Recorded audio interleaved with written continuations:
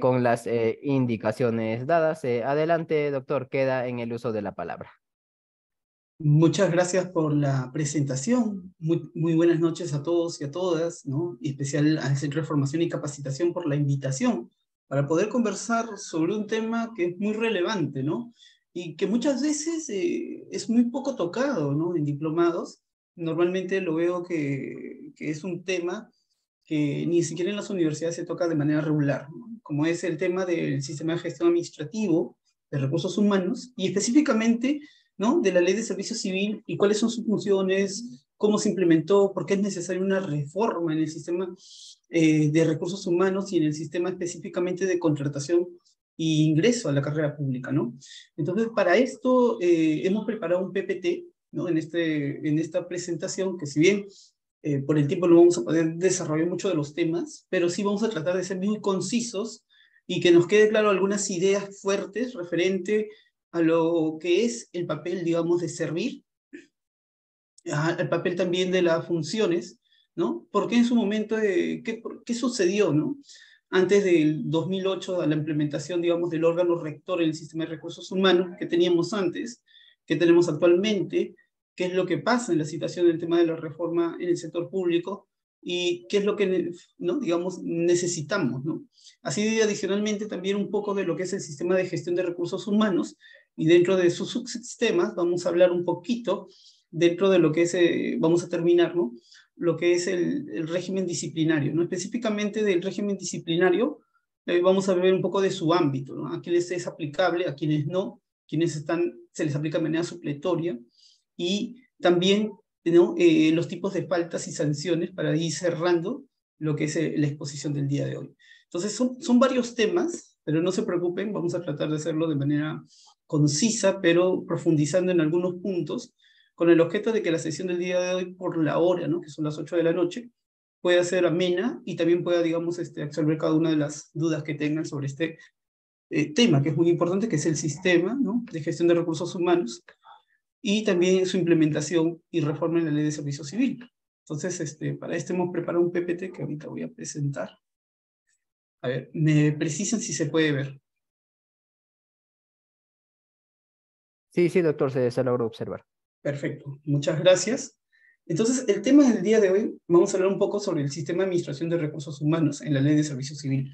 En sí, es un sistema que contiene principios, ¿no? Reglas, disposiciones, procedimientos que van a tener como finalidad establecer un estándar a nivel, ¿no? Digamos, de todos los sistemas de recursos humanos de las entidades y a través de una autoridad rectora se van a establecer estos estándares, ¿no? Para que cada uno de sus procesos sea de cumplimiento. No es el único sistema que encontramos en la administración, dado que se necesita que la administración pública sea una administración moderna, es decir, que no tengan criterios, digamos, distintos en una entidad A o en una entidad B, sino que sean uniformes. Es por eso que debe haber un órgano rector que establezca a través de directivas, políticas, lineamientos, asistencia técnica, estas disposiciones con el objeto de que se puedan implementar. Entonces, en ese sentido, hay un órgano rector, ¿no? Hay un órgano también de recursos humanos que van a estar en cada una de las entidades que vamos a establecer o implementar ¿no? Estos procesos. Ahora, siempre es importante, antes de hablar del sistema de administración de recursos humanos en la ley de servicio civil, hablar de esta autoridad, ¿no?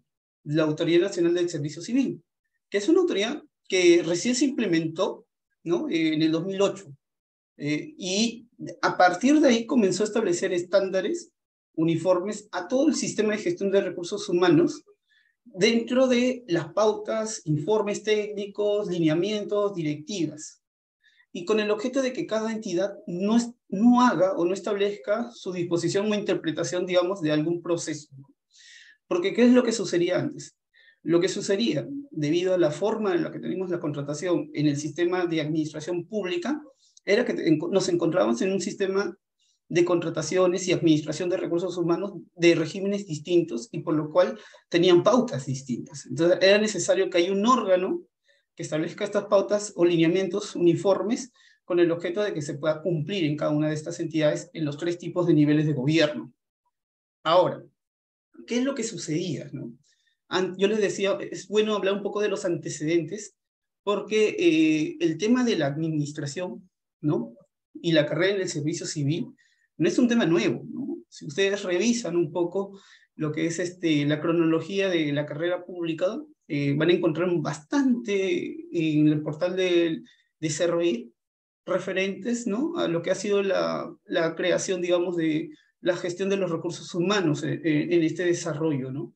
Entonces, de lo que encontraba, ¿no? Me pareció muy interesante este cuadro, este gráfico 1, donde se ve, ¿no? Los intentos que tuvo el Estado peruano para poder establecer parámetros uniformes, tanto en el ingreso, tanto en las remuneraciones, tanto, digamos, en la progresión, a nivel, digamos, legal, posteriormente constitucional, con el objeto de que haya una carrera que permita, no solamente desde el enfoque del trabajador o servidor público, sino que también tenga como enfoque una gestión, ¿no?, de administración pensando en los administrados, ¿no? Una función eficiente y eficaz, ¿no? Con pocos recursos en todo caso, o en todo caso usar esos recursos de manera eficiente, ¿no? Entonces, como les decía, ¿no? Este problema no es nuevo, ¿no? Entonces ya veíamos que habían ciertas respuestas a esta disyuntiva. Entonces, desde el 37 se comenzó a crear lo que era la Intendencia General de Hacienda, ¿no? Y después se estableció su ley, estableciendo una autoridad rectora. Ante esto ya teníamos una autoridad rectora, ¿no? Pero es a partir de los 60, donde se comienza a establecer oficinas con el objeto de poder establecer pautas, ¿no? Sobre los criterios técnicos para fijar las remuneraciones, debido a que cada sector tenía remuneraciones distintas. Entonces, ya estábamos viendo algunos problemas y la necesidad de establecer oficinas y entes rectores con el objeto de poder establecer pautas aplicables a todos los servidores públicos. Después también se crea una escuela, ¿no? El Instituto Nacional de Administración Pública, se establece un régimen de remuneraciones, pero lo más importante de esta cronología es que a partir del 79 se recogen muchas de estas instituciones a nivel constitucional, ¿no? Lo que es la carrera administrativa, lo que es la estabilidad laboral, un régimen único homologado de igualdad salarial absoluta, ¿no? Y es por eso que en el 84 se aprueba la Ley de Bases de la Carrera Administrativa y Remuneraciones del Sector Público, que tiene como base el ingreso por concurso público, y también se podía contratar, ¿no?, de manera temporal a los trabajadores bajo este régimen. Claro, pero es en el 84, ¿no?, ya viendo un poquito el contexto político, donde viene el primer gobierno, ¿no?, de Alan García, y la aplicación de esta disposición comienza a tener en su ejecución varias normas sectoriales, en la cual se incorporan muchos servidores bajo este régimen de la 276, pero sin concurso público, o no contar en todo caso con los requisitos mínimos que establecía la ley, ¿no? Porque era una ley estatutaria que establecía el ingreso por concurso y tenía que haber una resolución que declaraba a este servidor público como tal, ¿no? Entonces, es en este periodo donde se incrementa de manera masiva lo que es la incorporación de trabajadores en el sector público, y llegamos a tener 600.000 trabajadores. Es en los años 90, ¿no?, que ya se establece el reglamento, y también es en los años 90 donde se cambia el gobierno y se establece unas reformas en todo lo que es la contratación pública. Por ejemplo, ¿no?, es en los 90 donde hay la mayor inflación que tiene el Estado peruano, y adicionalmente a ello tenía mucha carga de trabajadores del sector público bajo este régimen. Entonces es ahí donde el Estado toma una decisión de comenzar a establecer políticas, digamos, de resolución de contratos, ¿no? Y ahí vienen los famosos S colectivos, ¿no? Entonces, vamos a ver que a partir del 90, para el 92, van a ver los ingresos de la 276, pero a la par va a haber el cierre de esta carrera, ¿no? Es decir, ya nadie puede ingresar a la carrera de la 276, solo los que han ingresado. Y van a comenzar a comprar, digamos, los S colectivos, ¿no? Tú renuncias y te vamos a pagar ciertas bonificaciones. Tú establecemos un estándar de evaluación, si no pasas el estándar, va a haber un despido, ¿no? Claro, después todos estos casos se judicializaron, ¿no? Y después hubo un reingreso, ¿no? Pero ya se comenzó a ver esta política de austeridad, de que el Estado invertía mucho en lo que era la planilla de trabajadores, y comienza a ver estos ceses, ¿no? Adicionalmente, estos ceses de la 276, se comienza a dar la expansión de modalidad de contratación. ¿Esto qué quiere decir?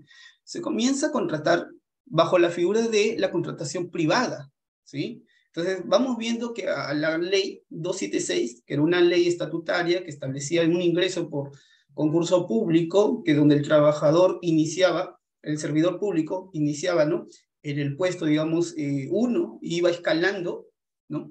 Esto ya no era así, sino va a haber una forma de contratación privada, no necesariamente con concurso público, y que no tenía una escala remunerativa como sí lo tenía el régimen de la 276. Entonces se va estableciendo, ¿no?, con una contratación privada, y se establecía de acuerdo, digamos, a la entidad, lo que tenía que ganar este funcionario servidor público. Y a la par, ¿no?, como la forma de contratación privada muchas veces tenía que cumplir digamos, ciertos parámetros, hubo otra forma de contratación, ¿no?, que eran los servicios no personales, que era incluso, no tenía incluso normativa, ¿no? Cuando hablamos de los servicios no personales, tiene por ahí algunas disposiciones en la ley de contrataciones, pero no tiene más. Entonces, estas disposiciones de servicios no personales también fue una forma, digamos, de incorporar de manera inmediata, ¿no?, trabajadores o servidores, ¿no?, en el Estado, pero bajo ningún beneficio. Y terminaba este servicio no personal y se extinguía el contrato. Y claro, ¿no?, también se crearon otras nuevas formas de ingreso, ¿no? Y acá estábamos hablando ya lo del FENUC, ¿no?, el Fondo Nacional, ¿no?, por el cual se daba, digamos, a ciertos funcionarios especializados, altos funcionarios, ciertos ingresos bajo una relación civil para que puedan prestar servicio al Estado, ¿no?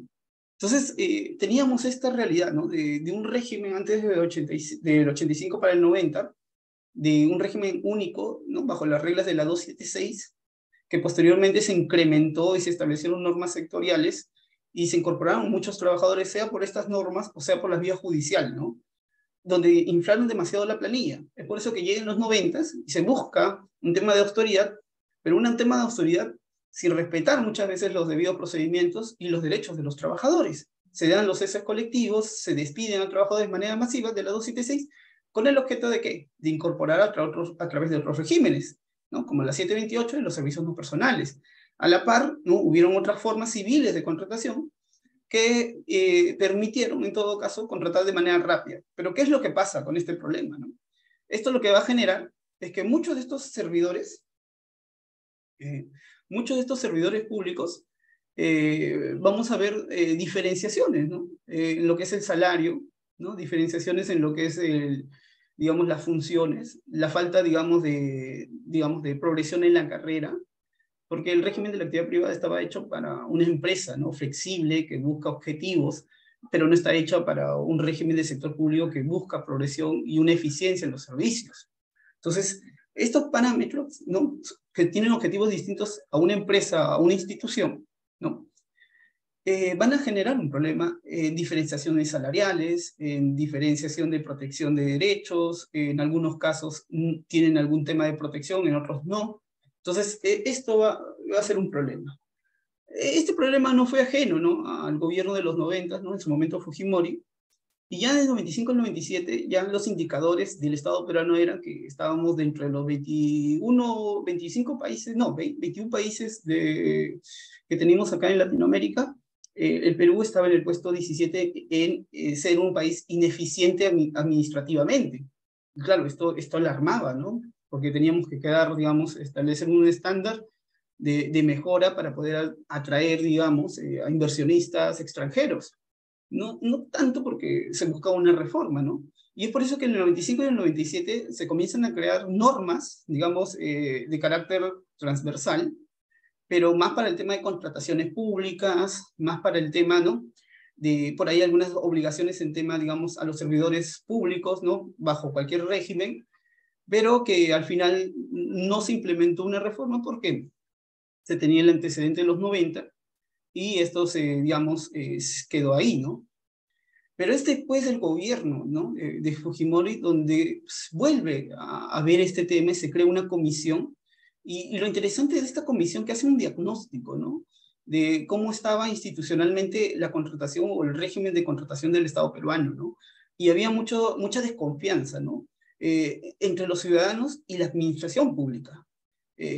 antes la administración pública era una administración que no se sabía cómo resolvía, tenía plazos tediosos, no sé, o sea, tú ingresabas un documento y muchas veces lo terminaban sin darte respuestas, en algunos pronunciamientos resolvía de determinada manera, otros casos similares distintos. Entonces, había mucho, por así decirlo, desconfianza de la ciudadanía peruana frente a la administración pública, ¿no? Entonces, se necesitaba una reforma integral. Y también se analizó mucho lo que era la forma de contratación del Estado peruano, ¿no? Se había incrementado, ¿no?, los regímenes de contratación, apartando los regímenes especiales. El régimen de la 276 era el que tenía mayor porcentaje, ¿no?, que de los años 80 hasta el 2000 que estaba, ¿no?, que muchos habían ingresado, digamos, por juicios, ¿no?, posteriores, o sea, habían reincorporado.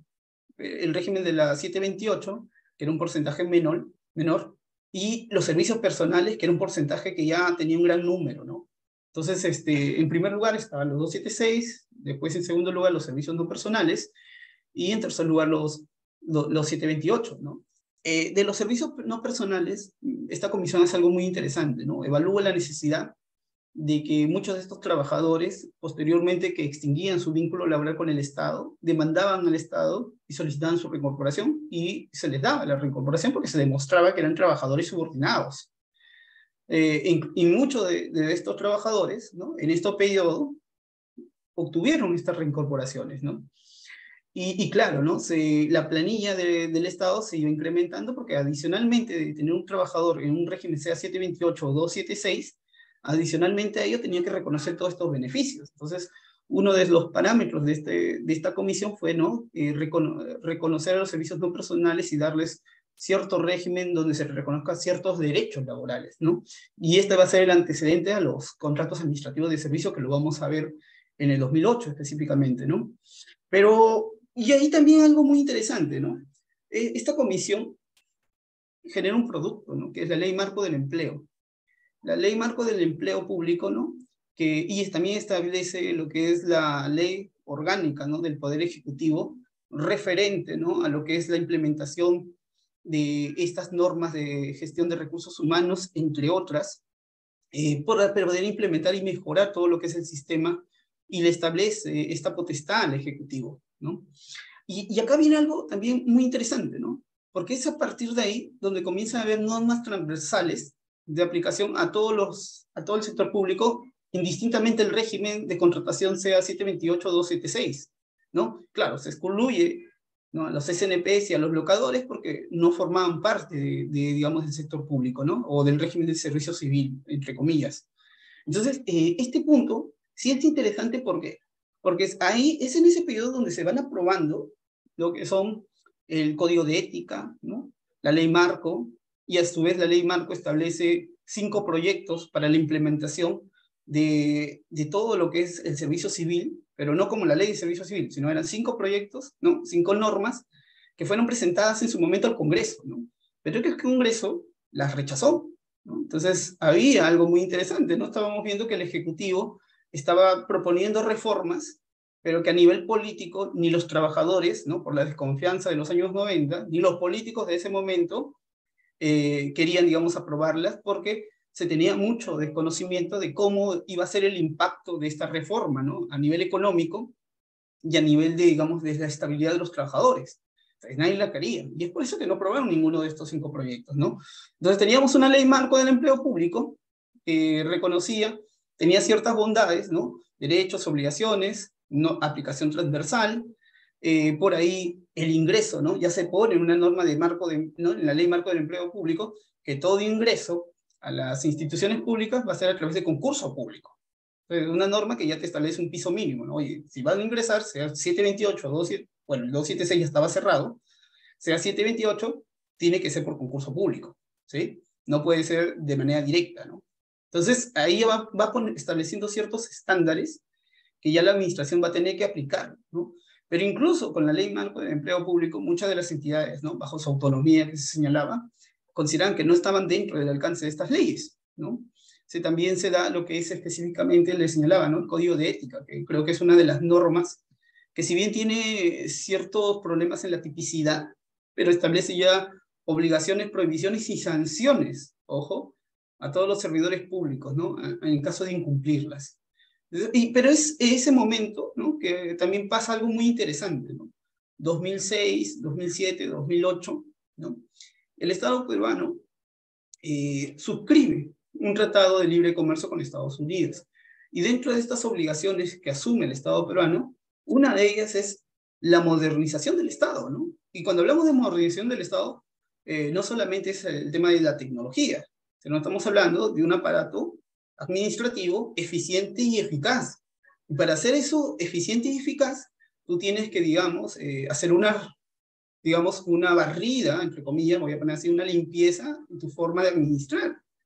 ¿Cómo es posible que muchas formas de contratación privada, ¿no? Régimen de actividad privada, en cada entidad se haya establecido formas distintas de establecer los niveles de remuneración? ¿Cómo es posible que en algunas entidades tengas una forma de contratación bajo concurso, ¿no? A, B, C requisitos, y en otra solo uno o ningún requisito? Entonces, eso era necesario hacer una reforma integral, ¿no? Y es en esa ley, ¿no? O en este Tratado de Libre Comercio, donde el Estado peruano observa la necesidad de hacer una reforma integral, pero por la obligación que tiene con este tratado, ¿no? Internacional. Y es en el 2008 donde se aprueban varios paquetes de decretos legislativos, y dentro de este decreto legislativo se crea lo que es la Autoridad Nacional del Servicio Civil. Es decir, ya tenemos una autoridad a partir de 2008 para adelante que es responsable de todo lo que es el sistema de gestión de recursos humanos, y este ente rector va a ser Servir. Entonces, claro, pero no es, ojo, el único paquete aprobado a través de decreto legislativo para cumplir estas obligaciones del Tratado de Libre Comercio. Hubieron muchos decretos legislativos, como por ejemplo, acá lo pueden ver, ¿no? Habían problemas en lo que era la administración, ¿no? Había una ausencia de un organismo rector que gestione los recursos humanos, y faltaba un tribunal para que resuelva estas controversias. Entonces, la propuesta para poder solucionar ello era establecer un órgano rector como es Servir, y a su vez crear un órgano, ¿no? Un tribunal de servicio civil para que pueda ver ciertas materias para que se puedan resolver a través de esta segunda instancia que es el tribunal. Y la norma que lo crea es el decreto legislativo 1023, ¿no? El 2008. Yo les decía, no era el único decreto legislativo. Hubieron el decreto legislativo 1024, el 1025 y el 1026, ¿no? El 1024 tenía por objetivo, ¿no? Crear y regular lo que eran los cuerpos de gerentes públicos, ¿no? Debido a que había una ausencia de reglamento de formación de profesionales altamente capaces en lo que es la administración. También había, ¿no? Una ausencia de sistemas de evaluaciones. El decreto legislativo 1025, ¿no? Tiene esa propuesta, ¿no? Evaluación permanente para capacitar el rendimiento insuficiente, reconocer y premiar al eficiente a través de ascensos, retribuciones y reconocimiento, ¿no? Contar con personal idóneo. Ausencia de políticas y programas, ¿no? Que es el 10 también 25, y la que es la inflexibilidad del régimen de carrera limitada de esfuerzo para racionar el personal, ¿no? El establecimiento de un régimen especial facultativo para que los gobiernos regionales y locales implementen procesos de modernización integral, ¿no? Y esto ya tiene que ver con lo que es la descentralización en los gobiernos regionales para poder que tengan, digamos, mayores facultades, ¿no? También en sus gestiones. Pero, claro, estableciendo un órgano rector que es Servir. Entonces, nosotros en este punto ya estamos viendo que estos problemas están siendo abordados por el Estado peruano, ¿no? Debido al cumplimiento de estas obligaciones suscritas, ¿no? En convenios internacionales, y la finalidad es modernizar al Estado peruano, ¿no? Porque si modernizas el Estado peruano, vas a tener administrados, sean, ¿no? Particulares, peruanos o extranjeros, que van a poder hacer sus procesos con ciertas garantías, ¿no? Que debe dar toda administración. Sin embargo, ahí en esta creación de la Autoridad del Servicio Civil, ¿no? Se establece que esta autoridad, ¿no? Va a ser la responsable, ¿no? Del sistema de administración de gestión de recursos humanos, que va a ser la que va a establecer, desarrollar y ejecutar las políticas de Estado respecto al servicio civil. Y ese proceso comprende un conjunto de normas, principios, recursos, métodos, procedimientos y técnicas utilizadas en las entidades por el sector público en la gestión de dichos recursos humanos, ¿no? También, a su vez, se establecen principios, ¿no? Del servicio civil y el compromiso del Estado al servicio de la ciudadanía, o sea, como principio rector, ¿no? El servicio civil a brindar una eficiente y eficaz servicio a los administrados. Está dentro de este sistema de administración de gestión de recursos humanos todas las entidades de la administración, de acuerdo a la Ley Marco del Empleo, y se integra en este sistema de gestión a servir a la Dirección General, disculpen, había un ruido, integran al Sistema de Administración General de Recursos Humanos, ¿no?, a servir a la Dirección General de Gestión Fiscal de los Recursos Humanos del MEF y a las oficinas de recursos humanos de las entidades o empresas del Estado, ¿no? Esos son los que integran el Sistema de Administración de Gestión de Recursos Humanos, ¿no? La Servir, la Dirección General y las oficinas de recursos humanos de las entidades o de las empresas del Estado. Adicionalmente, la Organización de la Autoridad Nacional de Servicio Civil está compuesta por el Consejo Directivo, la Gerencia General y el Tribunal del Servicio Civil, ¿sí? Entonces, ya conociendo esto, vamos entrando un poco a las funciones y a las atribuciones que tiene Servir, ¿no? Porque recuerden que esta autoridad fue creada en el 2008 a través del Decreto Legislativo 1023. Entonces, las funciones que tiene Servir, ¿no?, disculpen, es formular la planificación de las políticas nacionales del sistema en materia de recursos humanos, la organización del trabajo, la distribución, la gestión de empleo, la gestión de rendimiento, la gestión de compensación no económica, la gestión de desarrollo y capacitación, la gestión de relaciones humanas y sociales en el Servir. Formular las políticas de compensación también no económica, dictar normas técnicas para el desarrollo e implementación del sistema, emitir opinión previa a la expedición de normas de alcance nacional relacionadas con el ámbito del sistema, capacitar, ojo, a las oficinas de recursos humanos, apoyarlas en la correcta implementación de la política de gestión, evaluación e implementación, desarrollando un sistema de acreditación de sus capacidades, desarrollar y gestionar las políticas de formación y evaluar sus resultados, normar y gestionar el cuerpo de gerentes públicos, proponer y aprobar los documentos o instrumentos de gestión, dictar normas técnicas en los procesos de selección, organizar, convocar y supervisar los concursos públicos de selección de personal. Entonces, acá ya estamos viendo cuáles son las funciones de la autoridad, ¿no?, rectora en lo que es el servicio civil y cuáles son estas funciones específicamente. Pero también dentro de lo que son las funciones, cuáles son sus atribuciones, ¿no? Por ejemplo, tiene atribuciones normativas, supervisora, sancionadora, interventora y de resolución de controversias. Por ejemplo, cuando hablamos de la función normativa, esta comprende la potestad que tiene para dictar en el ámbito de su competencia normas técnicas, directivas de alcance nacional, y normas referidas a la gestión de recursos humanos del Estado. Cuando hablamos de su función supervisora, está destinada al seguimiento de acciones de las entidades del sector público en el ámbito de su competencia. Cuando hablamos de las sanciones, en caso de incumplimiento de estas obligaciones, ¿no?, que están previstas específicamente, también se pueden sancionar. Hay una función que me parece muy interesante, que es la función, o la atribución, disculpen, interventora. En caso de detectar graves irregularidades, ¿no?, en la administración o en la gestión de los recursos humanos en materia de concursos, ¿no?, puede intervenir de manera especial, Servir, ¿no? Y también tiene la atribución de resolución de controversias, ¿no? Y esta se ejerce, obviamente, a través del Tribunal de Servicio Civil y comprende la posibilidad de reconocer o desestimar, ¿no?, aquellos derechos invocados. En el caso del Tribunal de Servicio Civil, ¿no?, es como un órgano, ¿no?, que va a resolver estas discrepancias entre los servidores y la administración, ¿no?, con la cual han suscrito el contrato, o tienen este vínculo específicamente de trabajo. Y esta va a ser como una segunda instancia, pero no va a haber todas las materias de controversia, ojo. Por ejemplo, en los temas de amonestación escrita, Servir no va a ser competente para poder interponer un recurso de apelación. En estos casos normalmente va a ser para lo que es la suspensión o la destitución. En temas de afectación a la progresión de la carrera, Servir también puede, digamos, intervenir. Por ejemplo, por ahí, ¿no?, si ha habido un concurso interno en el cual se ha observado, digamos, un proceder irregular por parte de los evaluadores, y posteriormente, ¿no?, sacan de manera, digamos, injustificada a un postulante, ¿no?, el Tribunal de Servicio Civil puede resolver esa cuestión, ¿no?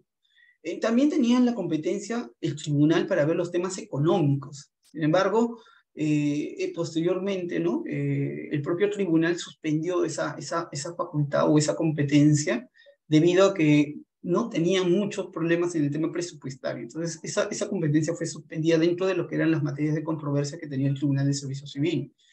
Y claro, ¿no?, el ingreso, la progresión y lo que eran los temas de despido de destitución, ¿no?, que son competencias del tribunal, que las puede ver, ¿no?, como una segunda instancia. Ahora, ¿qué es lo que sucede, ¿no? Yo les decía que en el 2008 se implementa lo que es la Autoridad Nacional de Servicio Civil, se establecen sus funciones, ¿no?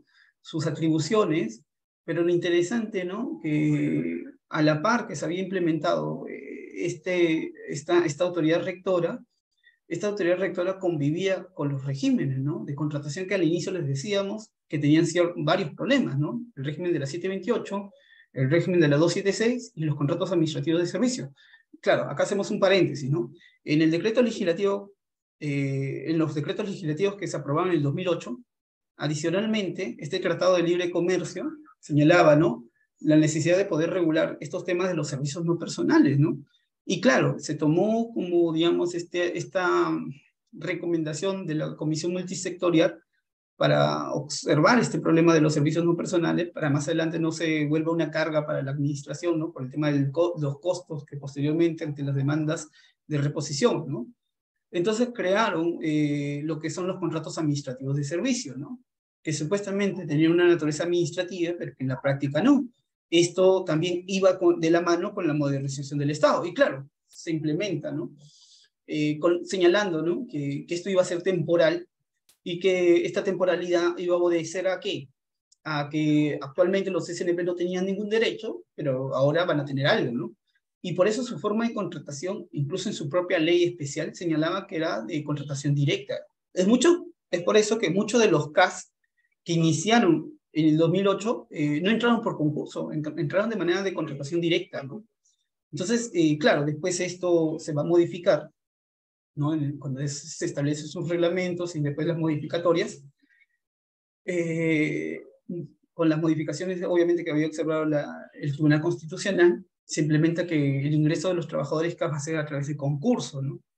Y después va a tener sus normas modificatorias, ¿no? Hace poco, un par de años, donde se quiso solucionar el problema de los CAS a través de el ingreso a los regímenes de las entidades, ¿no? Siempre y cuando se cumplan ciertos requisitos. Si habían entrado por concurso o no habían entrado por concurso, pero tenían que estar determinados años. Esto posterior, el tribunal lo declaró inconstitucional, señalando, ¿no? Que no era factible, ¿no? Dado que la política de implementación de todo lo que era el sistema de gestión de recursos humanos no le correspondía al legislativo, sino le corresponde al ejecutivo, ¿no? Dado que esas facultades las ostenta. Y adicionalmente a ello, la afectación digamos, del presupuesto, ¿no? Público, debido a que esto iba a generar un mayor gasto, ¿no? Para poder nivelar a los trabajadores. Entonces, tenemos actualmente trabajadores CAS, ¿no? A plazo indeterminado y a plazo determinado. En el caso de los trabajadores CAS a plazo indeterminado, si en ese momento te tocó, ¿no? Cumpliste los requisitos, actualmente te vas a quedar con ese sueldo, ¿no? Por ahí el trabajador CAS puede pedir una suspensión para ir, digamos, a otro puesto, pero ese puesto va a quedarse, digamos, ¿no? Le pueden otorgar esa suspensión, pero va a ser la única forma de progresión. Es por eso que el CAS no es un régimen, digamos, de carrera, ¿no? Es un régimen de contratación muy similar al 728, solo que no tiene los beneficios de la 728 y no tiene una progresión específicamente, ¿no? Por ahí el régimen de la actividad privada tiene cierta progresión por sus normas propias, ¿no? Pero tampoco no es un régimen de carrera como tal, ¿no? Sino ha tenido ciertas, digamos, normas internas que han podido permitir nivelar o establecer niveles en el régimen de la actividad privada. Pero en sí no es un régimen de carrera como tal, como sí lo es en su momento la 276 o como sí es la Ley de Servicio Civil.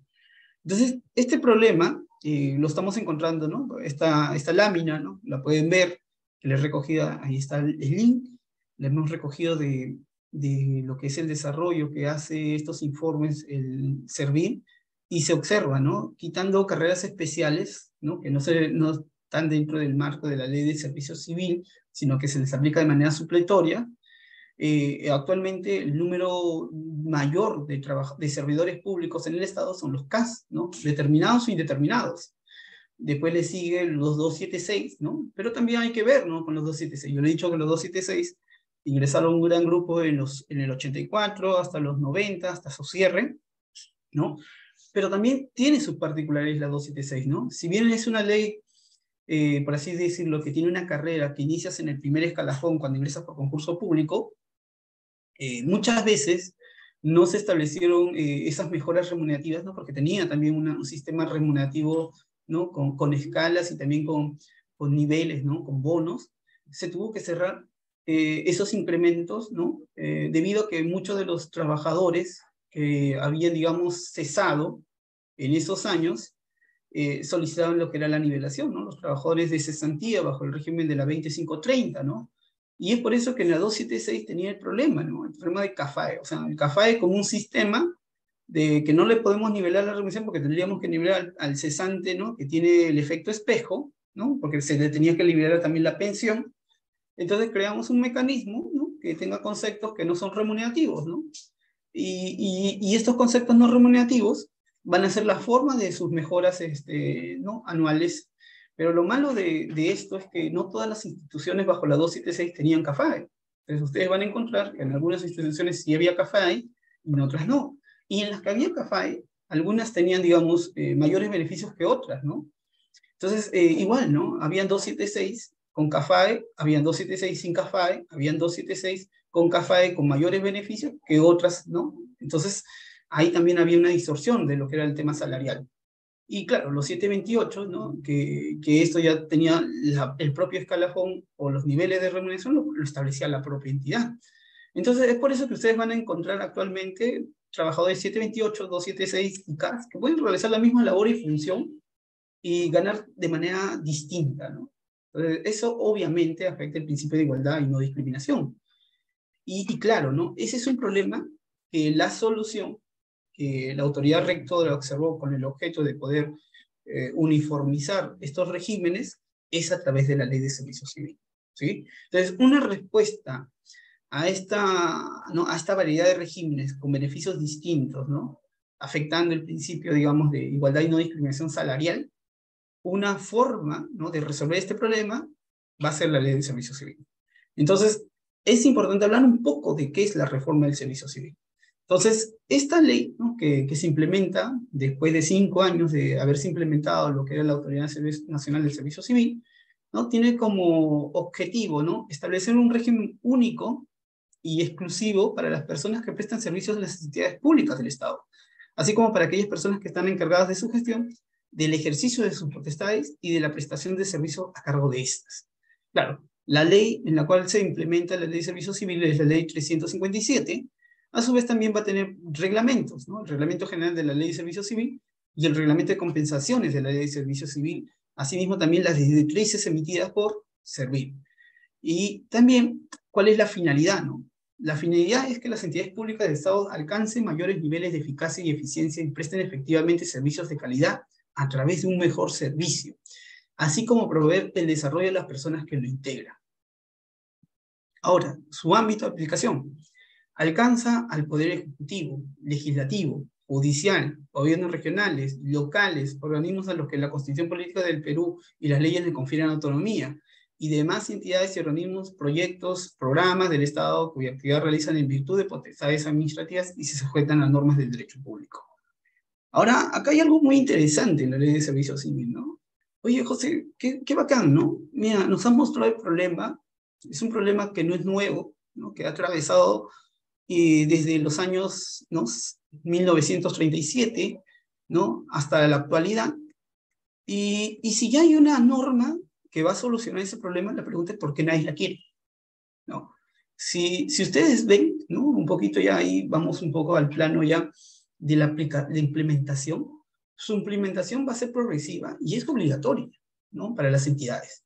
Lo que es voluntario va a ser la forma de los trabajadores si se pasan o no, dado que yo les decía, ¿no? Tenemos trabajadores 276 y 728.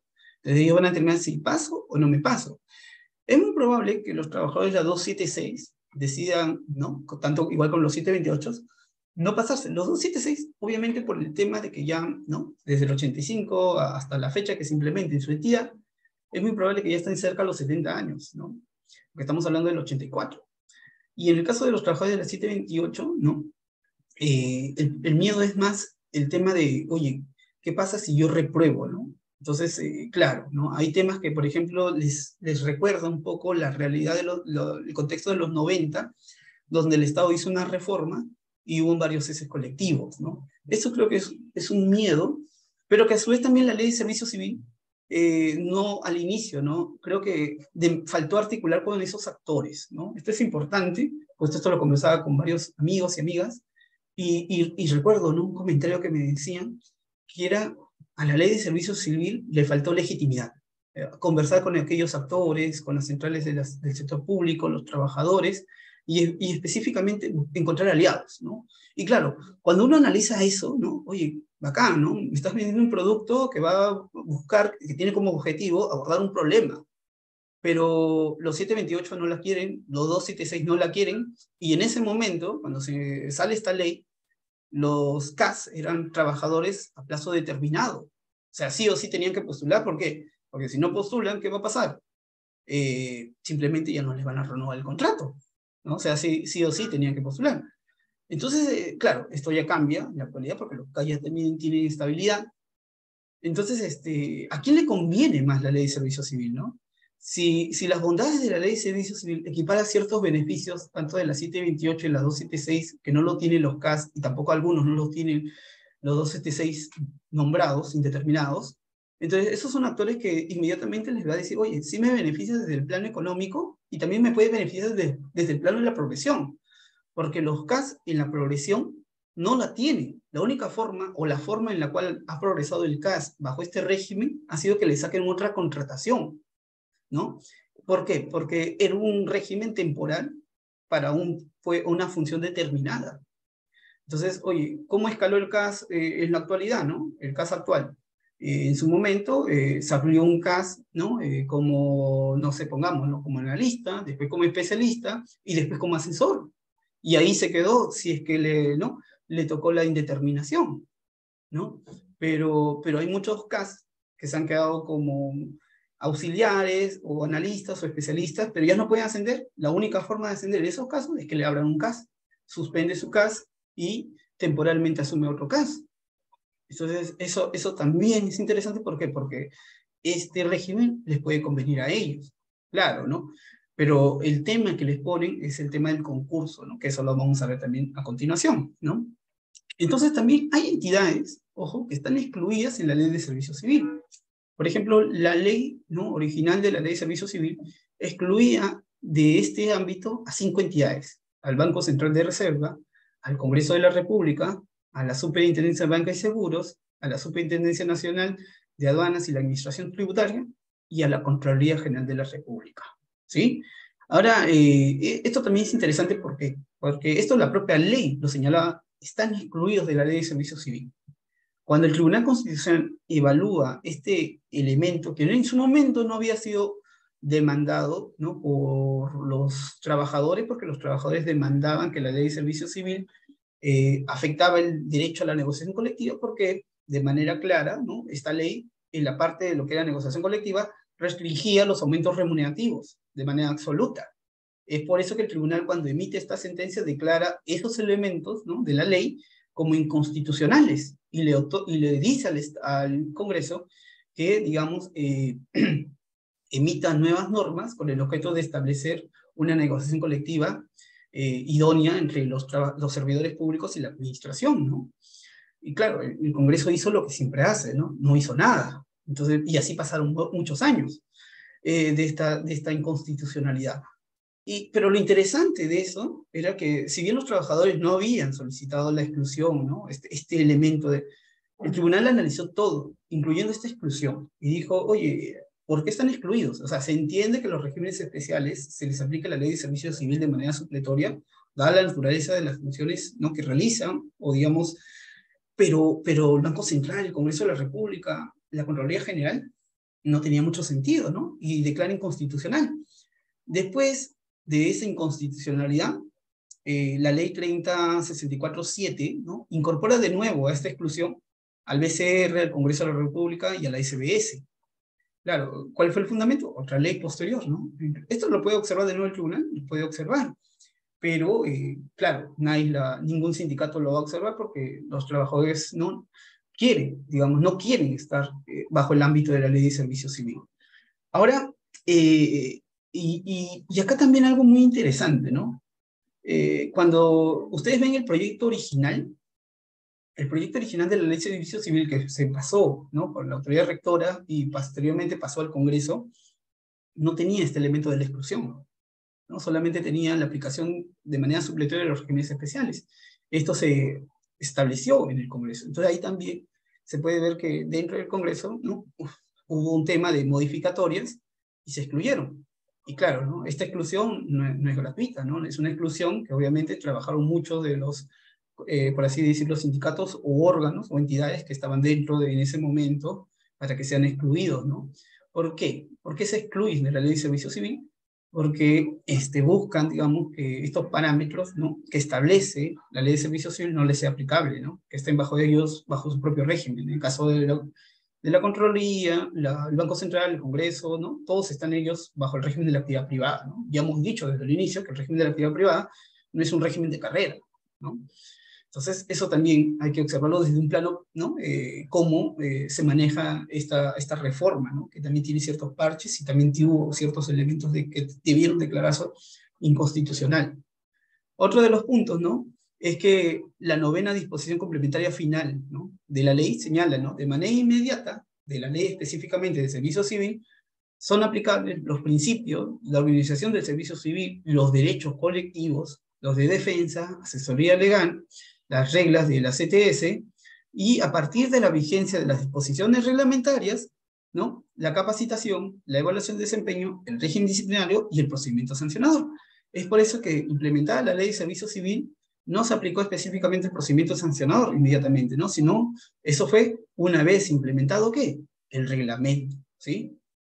Ahora, dentro de la ley de servicio civil, ¿no?, en este cuadro ustedes van a poder ver cuáles son los pilares: la reforma integral, la reforma gradual y la reforma voluntaria. En los pilares, ¿no?, hay un punto que es muy interesante, ¿no?, que esta reforma tiene que tener mérito, tiene que observar la igualdad de oportunidades y tiene que ver la gestión de acuerdos a metas, ¿no?, con el objeto de poder cumplir el objetivo que tiene la ley de servicio civil, que lo estábamos señalando, ¿no?, establecer, ¿no?, la finalidad, disculpen, que las entidades públicas de Estado alcancen mayores niveles de eficacia y eficiencia, ¿no?, y presten efectivamente servicios de calidad a través de un mejor servicio civil. Entonces, el mérito a través de concursos públicos para acceso, concursos y desempeños para la progresión, en igualdad de oportunidades para la capacitación y acceso y progresión para todos, en la gestión de acuerdo a metas, lo que permita la mejora de la calidad de los servicios y una evaluación objetiva.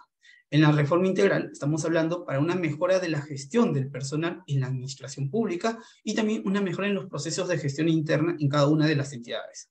En la reforma gradual estamos hablando que la implementación del régimen de servicio civil es un proceso de traspaso de la entidad y los servidores públicos.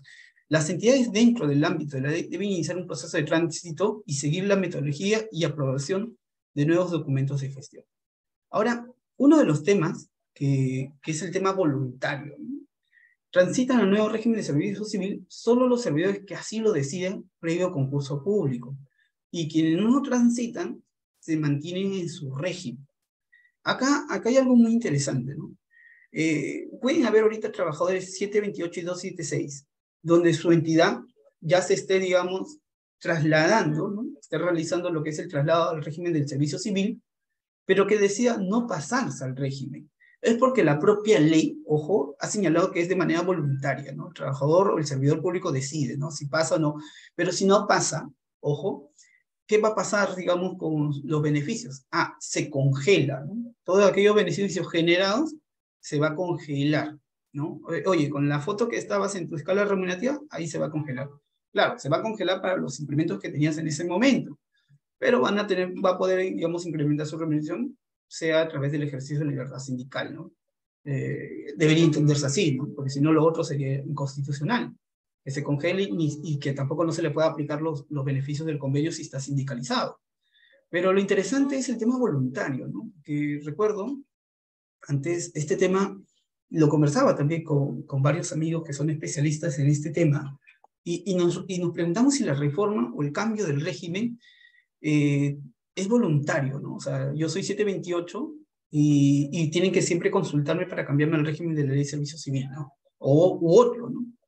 Y aquí estábamos viendo, ¿no?, si hay un interés, ¿no?, y también hay un derecho, ¿no?, interés por parte del Estado de modernizar y establecer por fin, digamos, una reforma integral, ¿no? Para acabar con todas estas, digamos, por así decirlo, ¿no? Desigualdades que tienen los regímenes. El Estado, a través del Ejecutivo, puede implementar una reforma obligatoria, ¿no? En los cambios de régimen. Claro, el tránsito de la ley de servicio civil en las entidades es obligatorio. Lo que está en cuestión es si el cambio del régimen del trabajador a la ley de servicio civil, ¿no? Entonces, recuerdo que habían dos posturas, ¿no? La postura de que es voluntario, porque obviamente lo dice la ley, ¿no? Pero también, ¿no? Ver desde el otro plano, ¿no? El Estado, a través, digamos, de implementar, ¿no? Cumplir estos objetivos. Lo que no está diciendo es que le van a extinguir el contrato, ¿no? Le están diciendo que le van a cambiar bajo estas reglas, ¿no? Y bajo estas reglas van a tener que, digamos, seguir el servidor público para poder uniformizar.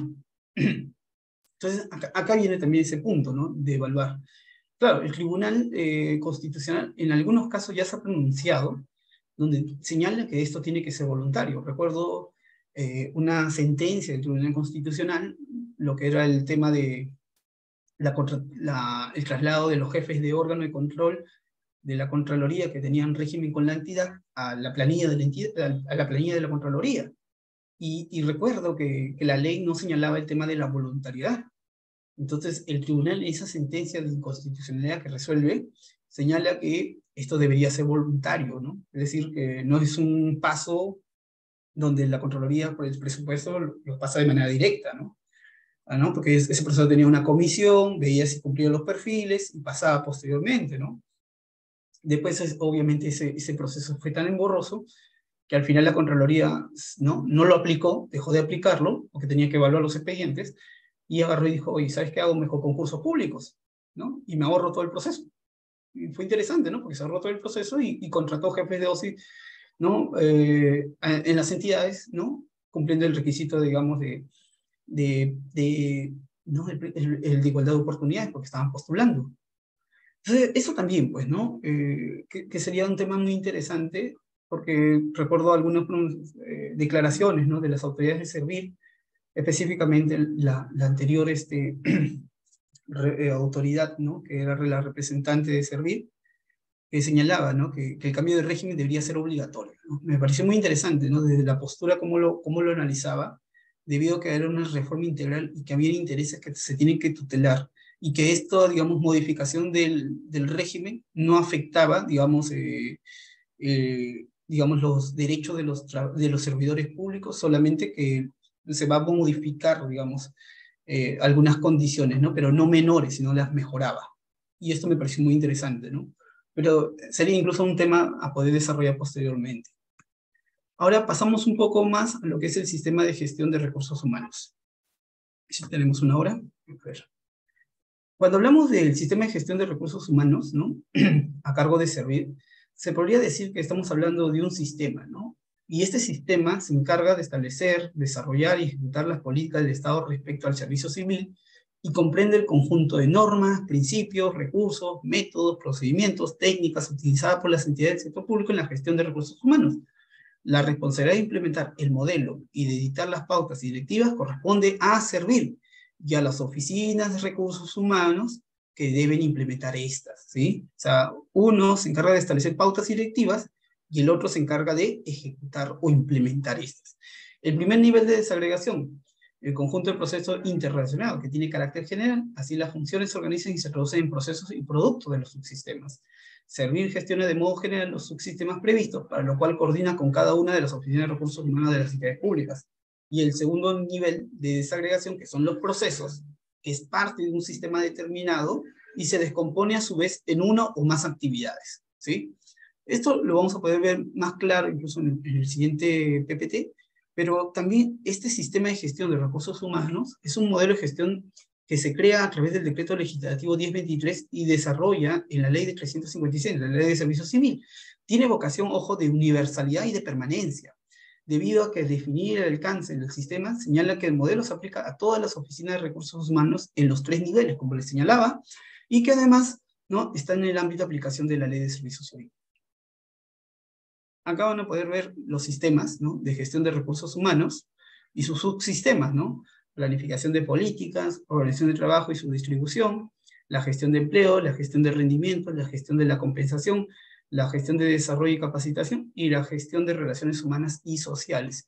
Y en el otro cuadro ustedes van a ver cada uno de sus subsistemas con sus procesos, ¿no? Estrategias y políticas de procedimiento, planificación de recursos, en planificación de políticas de recursos humanos, en gestión de empleo, gestión de incorporación, gestión de administración, ¿no? Entonces, cada uno de ellos va a tener su subsistema y su proceso. Por ejemplo, en los subsistemas, ¿no? De planificación de políticas de recursos humanos. Esta herramienta permite organizar la gestión interna en recursos humanos en congruencia con los objetivos estratégicos de las oficinas de recursos humanos de la entidad. También permite definir las políticas directivas y lineamientos propios de cada entidad con una visión integral en temas relacionados de recursos humanos. La organización del trabajo y su distribución se define como las características y condiciones de ejercicio de la función, así como los requisitos de las personas llamadas a desempeñarlas. Cada uno de estos subsistemas que les estoy señalando, ¿no?, que están en los PPTs, tiene también un desarrollo por parte de directivas de lo que es servir. Entonces, ustedes van a poder encontrar, ¿no? Si ustedes ponen subsistema de gestión de recursos humanos de servir, les va a salir, digamos, una página donde va a estar definido cada subsistema con su contenido y adicionalmente una directiva. Algunos subsistemas, ¿no?, y procesos tienen directivas ya desarrolladas por el órgano rector. Algunos otros no, ¿no?, que todavía están, digamos, en desarrollo. Entonces, eso les va a permitir a ustedes un poquito, ¿no?, como órganos de recursos humanos, poder ver o observar cómo se están, digamos, desarrollando cada uno de estos procesos, ¿no?, dentro de los subsistemas. Entonces, también la gestión de empleo. En la gestión de empleo, ojo, se encuentra referido a determinar el conjunto de políticas y prácticas del personal destinadas a gestionar los flujos de los servidores civiles en el sistema administrativo de gestión de recursos humanos, desde la incorporación hasta la desvinculación. Si bien la propia denominación ya lo indica, es necesario resaltar, para evitar confusiones en el subsistema, no se refiere al flujo o movimiento de servidores al interior de la entidad, sino al sistema. En el subsistema podemos identificar dos grupos de procesos: gestión de la incorporación y gestión de administración de personas. Por ejemplo, si alguien les pregunta, oye, ¿dónde está la gestión? En la gestión de empleos se encuentra, ¿dónde está la administración de personas? El tema de desvinculación está en la gestión de empleos, ¿sí? Que eso también lo vamos a desarrollar un poquito más adelante. En la gestión de rendimiento, ¿no?, también tienen ahí un punto que se identifique, se reconoce y se promueven los aportes de los servidores civiles a los objetivos y metas institucionales. La finalidad de este subsistema es identificar las necesidades de los servidores civiles para mejorar el desempeño en sus puestos y, en consecuencia de ello, mejorar el servicio que brinda la entidad en la comunidad. Acá lo interesante de estos subsistemas, ¿no?, específicamente en gestión de rendimiento, es que se tiene que basar bajo evidencia, es decir, tiene que haber un trabajo previo para poder identificar, ¿no?, con los servidores de la entidad qué es, digamos, qué deficiencias tienen a la hora de cumplir los procesos que les tienen que son responsables, y con el objeto de poder identificar y darles ciertas herramientas a través de, digamos, de estas herramientas para poder implementar de una forma, ¿no?, más eficiente su producción. En la gestión de compensación se incluye la gestión de conjunto de ingresos y beneficios que la entidad tiene destinada al servidor civil, como contraprestación a la contribución de este en los fines de la organización de acuerdo con el puesto que ocupa. En la gestión de desarrollo y la capacitación contiene las políticas de progresión de la carrera y el desarrollo de las capacidades destinadas a garantizar los aprendizajes individuales y colectivos necesarios para el logro de las finalidades organizativas.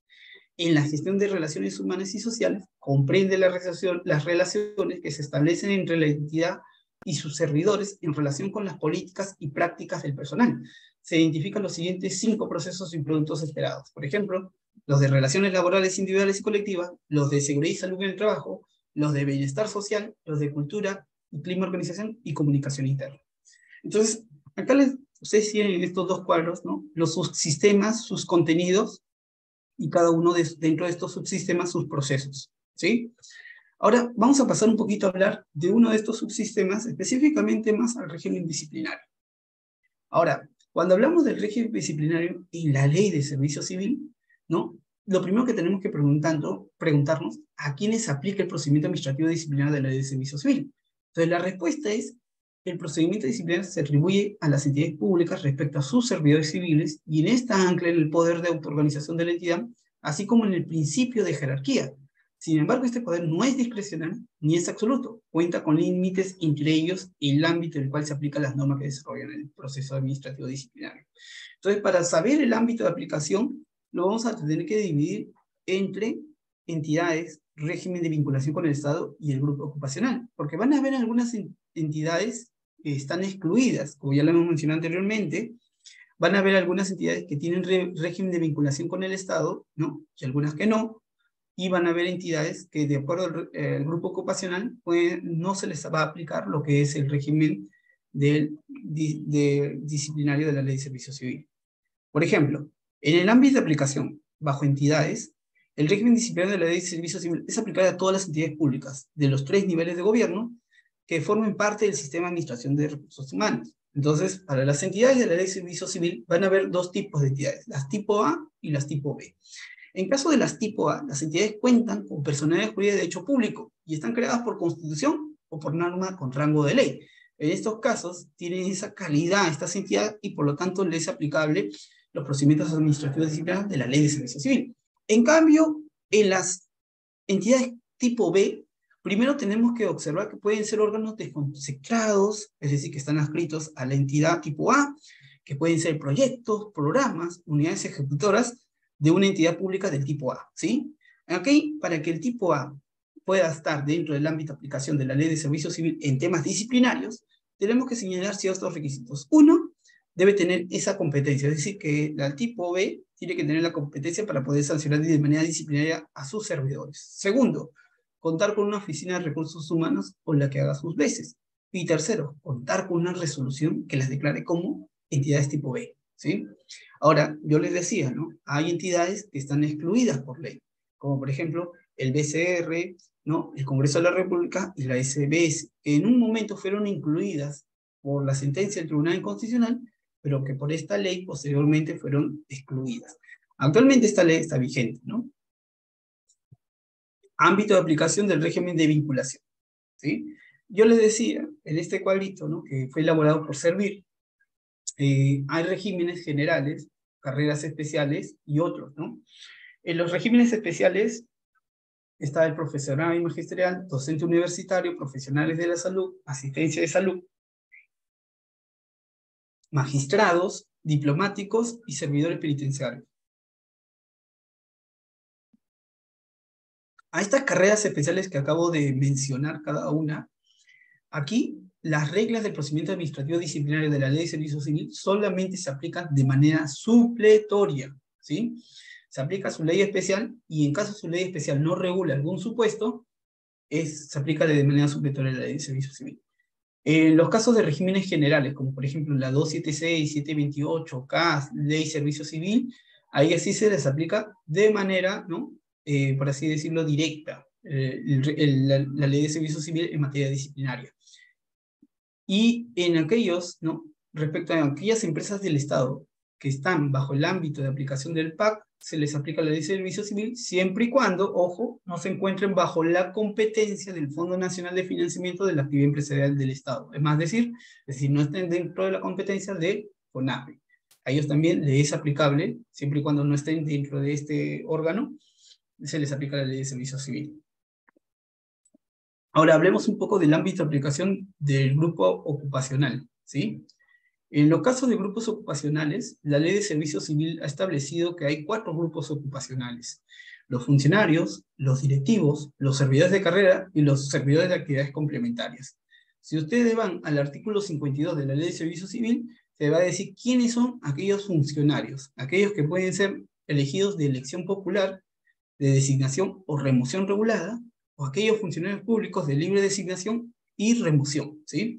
Entonces, van a ver dentro de lo que son los funcionarios, algunos funcionarios que se les va a aplicar el procedimiento disciplinario de la Ley de Servicio Civil y a otros no, ¿sí? Esa es una primera regla. Después a los directivos, servidores de carrera y servidores de actividades complementarias, a todos ellos sí se les aplica la Ley de Servicio Civil. Solamente con este grupo puede ser que a algún grupo, a unos se les pueda aplicar y a otros grupos no se le aplique lo que es el procedimiento disciplinario de la Ley de Servicio Civil. Ahora, para que quede un poco más claro, ¿quiénes están exceptuados de la aplicación del procedimiento administrativo disciplinario? El presidente de la República, el vicepresidente de la República, los congresistas, el ministro de Estado, el viceministro, los presidentes y vicepresidentes de consejeros regionales, alcaldes, tenientes alcaldes y regidores, magistrados del TC, defensor del pueblo y defensor adjunto, contralor general, miembros del Consejo Nacional de Magistratura, el director general y miembros del Consejo Directivo, los titulares adjuntos y presidentes y miembros de los órganos colegiados, los titulares adjuntos y los miembros del órgano colegiado de entidades que cuenten con disposiciones expresas sobre la designación de sus funciones, los jueces que integren el Consejo Ejecutivo del Poder Judicial, fiscal de la Nación del Ministerio Público, presidente de la Corte Suprema, rectores y vicerrectores de las universidades. El estar exceptuados de la aplicación de la Ley de Servicio Civil en el tema de procedimientos administrativos disciplinarios no quiere decir que no tengan ciertas responsabilidades y cierto proceso de acusación. Sí los tienen, pero son distintos al régimen específicamente de la ley. Por ejemplo, van a tener ellos procedimientos propios previstos en las leyes de creación de sus entidades o leyes orgánicas, ¿no? Como son un ejemplo de los rectores de universidades o algunos organismos constitucionales. También van a tener el procedimiento de lo que es la vacancia, o también la política, que es la revocación en caso de gobernadores o consejeros regionales, alcaldes y concejales, ¿sí? Entonces, van a tener responsabilidades, pero no se les va a aplicar a estos funcionarios lo que es el procedimiento disciplinario de la Ley de Servicio Civil. Ahora también, dentro del grupo ocupacional, hay servidores, y también, ¿no?, que estos servidores, que están, digamos, con vínculo, que son los servidores complementarios, de carrera, directivos y funcionarios, ¿no? En este caso, los que no están exceptuados, pero también hay ex-servidores. Los ex-servidores también se les puede realizar un procedimiento administrativo disciplinario bajo las normas de la Ley de Servicio Civil, pero tienen que haber incumplido, extinguido el vínculo con la entidad, alguna disposición del artículo 260 del TUD del LPA, ¿sí? Entonces, claro, por eso se dice, ¿no? La calificación del ex servidor está asociada al momento de la calificación de la falta, no al vínculo de entidad pública que procesa al servidor civil. Es decir, por ejemplo, si yo cometo una falta teniendo vínculo y en ese momento nadie se entera y yo extingo mi contrato, ¿no?, renuncio a la entidad, y posteriormente, después de una investigación, toman conocimiento que yo incumplí, ¿no?, que por ahí un tema que ha generado perjuicio a la entidad, a mí me pueden iniciar un procedimiento disciplinario, sí, pero no como ex servidor, sino como servidor para el procedimiento disciplinario, porque el incumplimiento fue cuando todavía mantenía vínculo con la entidad. Cosa distinta es que cuando yo he sido ex servidor y después asesoro a un administrado en un proceso que yo he llevado con la entidad. Entonces, ese es un incumplimiento, ¿no?, porque establece como obligaciones que ningún ex servidor debe asesorar a algún administrado en algún proceso que él haya llevado con la entidad. Entonces, ahí se me abre un procedimiento disciplinario, pero bajo la categoría de ex servidor, porque el incumplimiento lo realicé bajo el amparo de el incumplimiento de estas disposiciones del 200 del LPA, ¿no? Entonces, yo le decía aquí, las faltas administrativas previstas para los ex servidores civiles y su respectivo procedimiento, ¿no? ¿Cuáles son? El 260 nos dice, ninguna ex autoridad de las entidades podrá realizar durante un año siguiente a su cese alguna de las siguientes acciones. 1. Representar o asistir a un administrado en algún procedimiento respecto del cual tuvo algún grado de participación durante su actividad en la entidad. Otra, asesorar a cualquier administrado en algún asunto que estaba pendiente de decisión durante su relación con la entidad. Realizar cualquier contrato de modo directo o indirecto con algún administrado apersonado a un procedimiento resuelto con su participación.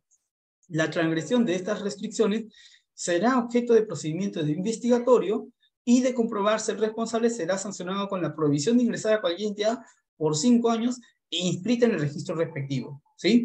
Entonces, para que se vea, ¿no?, estos son los incumplimientos que los ex servidores, digamos, deberían, digamos, observar para que no les hagan un procedimiento de investigación y posteriormente un disciplinario. Pero, y les decía, ¿no?, el 260 también dice, ¿no?, reconocidos en el artículo 200, la condición de servidor o ex servidor está directamente relacionada al momento que ocurren los hechos pasibles de responsabilidad administrativa disciplinaria. La sanción principal, cuando es un ex servidor, es la inhabilitación en el ejercicio de la función pública por 5 años. Ahora, aquí también quería comentarles un poco de las faltas y sanciones en la Ley de Servicio Civil. Normalmente cuando hablamos de las faltas disciplinarias, ¿no?, estas están recogidas en la ley y su reglamento, pero no cualquier tipo de faltas están recogidas en la ley y en el reglamento. Solamente en la ley y el reglamento de la Ley de Servicio Civil están recogidas las faltas graves y muy graves. José, ¿dónde están las faltas leves? Ah, eso está regulado en el reglamento, ¿no?, en el RIS, el Reglamento de Infracciones y Sanciones de la entidad. Ahí es donde la entidad puede regular aquellas faltas leves. Pero ¿qué pasa si la entidad no lo regula?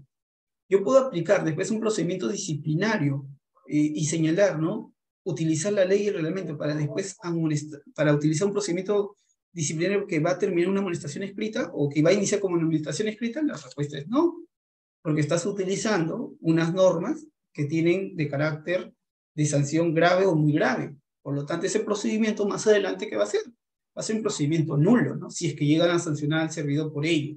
Entonces, la ley de servicio civil le da esa facultad a la administración para que pueda regular cuáles son esas faltas leves. O un ejemplo, ¿no? Que no está una disposición que no está regulada en la ley ni el reglamento. Por ejemplo, todos los servidores que van a faltar, ¿no? Digamos, a la entidad a prestar servicio y que posteriormente van a justificar, sea por un tema de licencia, sea por un tema de descanso médico, deberán informar en los primeros minutos a su jefe inmediato, ¿no? ¿Por qué lo regulas esto en el RIS? Porque muchas veces muchos servidores, ¿no?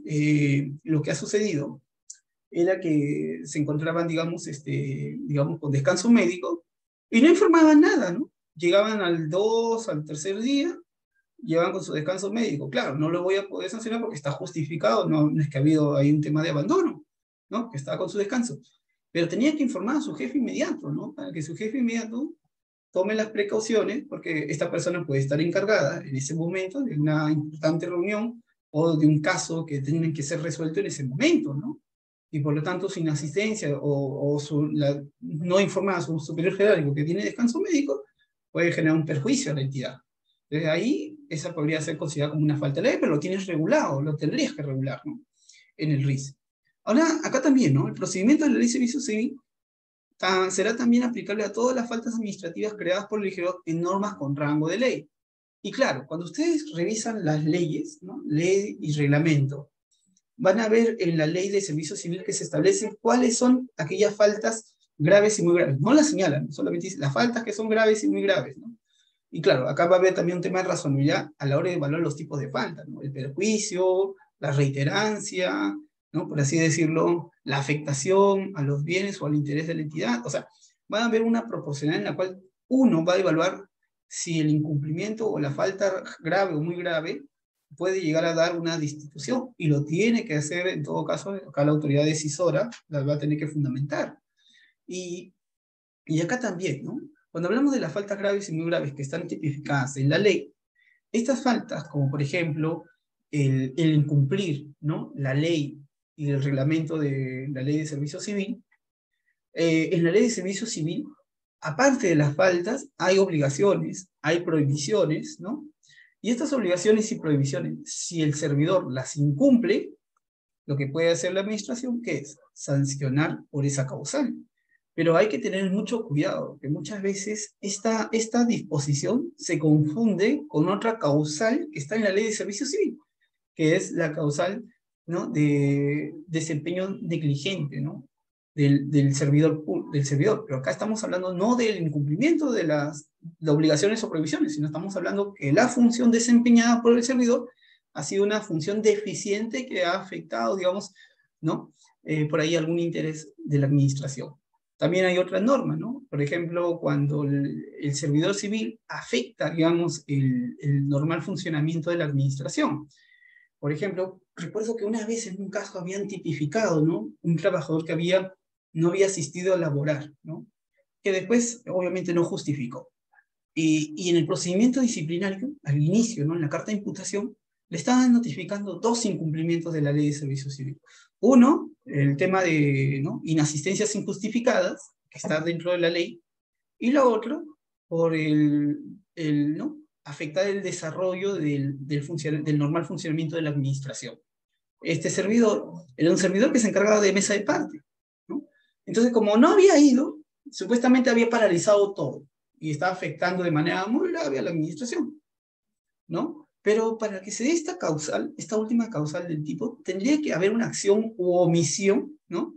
Donde se pueda observar que la acción que está cometiendo el servidor afecte el normal funcionamiento. Acá no lo está afectando. Hay una falta, sí, pero es por la inasistencia, ¿no? Acá no vemos una omisión como, por ejemplo, le está prestando y hace una omisión con el objeto de que esto no reciban, digamos, los documentos en mesa de parte, no estamos viendo eso.